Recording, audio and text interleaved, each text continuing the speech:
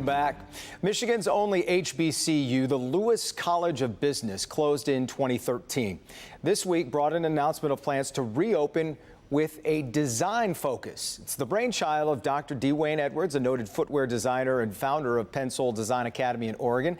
He joins us this morning along with Dr. Don Tusky, the president of the College for Creative Studies, which will be a partner in this undertaking. Guys, thanks for being here. Dwayne, let me start with you. I love how you tell your story, and just you were blessed with being born with the ability to draw whatever you see. As your life moved along here, when and how did the idea for this project first come to you?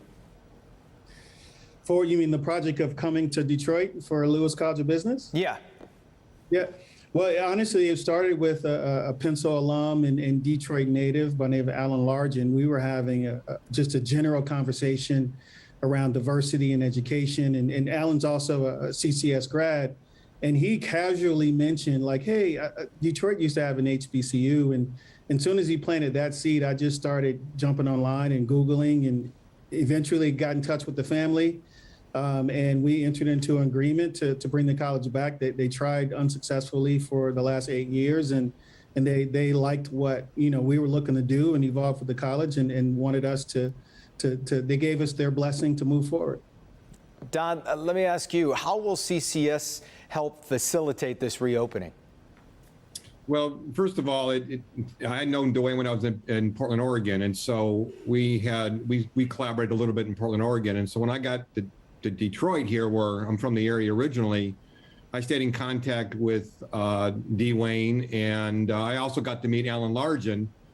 And so when Dwayne started talking to me about Lewis College, I started thinking about, okay, in terms of how we could be a part of that, because we're accredited, and Lewis College of Business' original building is on our campus. And so there's a lot of really good positive connections.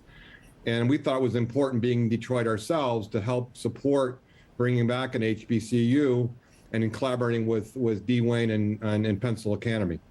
Obviously, it's been a struggle to get to this point. Don, let me ask you, what do you think the challenges going forward are going to be? Well, right now, it was really great to have the announcement on Tuesday and to let the public know that we're working on this. So a lot of it will be seeing how our two curriculums can support one another, making sure that we get the word out there that we have even more footwear design in Detroit. Since we're accredited, there's some curricular things we need to do and some accreditation things, but it's really a lot of organization and collaboration. We're calling this a joint venture, and I know Dr. Edwards is really interested in stackable certificates, as we are, and more ways that students can go to college affordably and get a degree or create a career. And I think the exciting thing is that this is going to open up a lot of new possibilities for a wider range of students, locally certainly, but also nationally and internationally.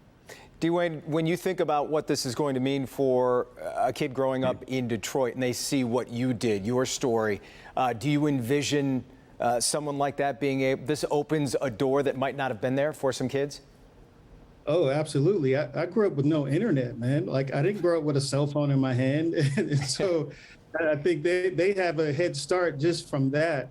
But yes, being able to create that pathway, being able to give them a linear view of what's possible through the lens of people who look like them, who've done it for decades, that means a lot to these kids' confidence, and hopefully it means a lot also to their parents, to allow them to pursue a creative career.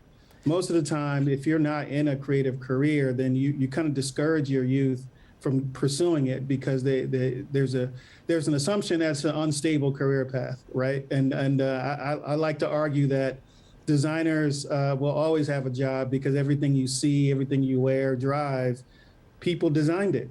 And so I think it's just educating the youth and also the parents for them to understand that there's opportunity for their kids who have a creative passion. I have 1 minute left. I want to pose this to both of you. Dwayne, I'll start with you. What do you see in 15 to 20 years that this announcement, this decision, what's the effect going to be down the road? I hope I hope the increased awareness of what's possible for these kids. They need to see they can do something other than run, jump, and dunk.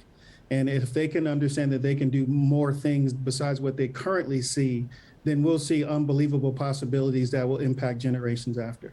Don, unbelievable possibilities, is that right? Yeah, more ways for students to create careers in art and design, and more accessible for a wider range of students, local students and beyond, to have a great art and design career.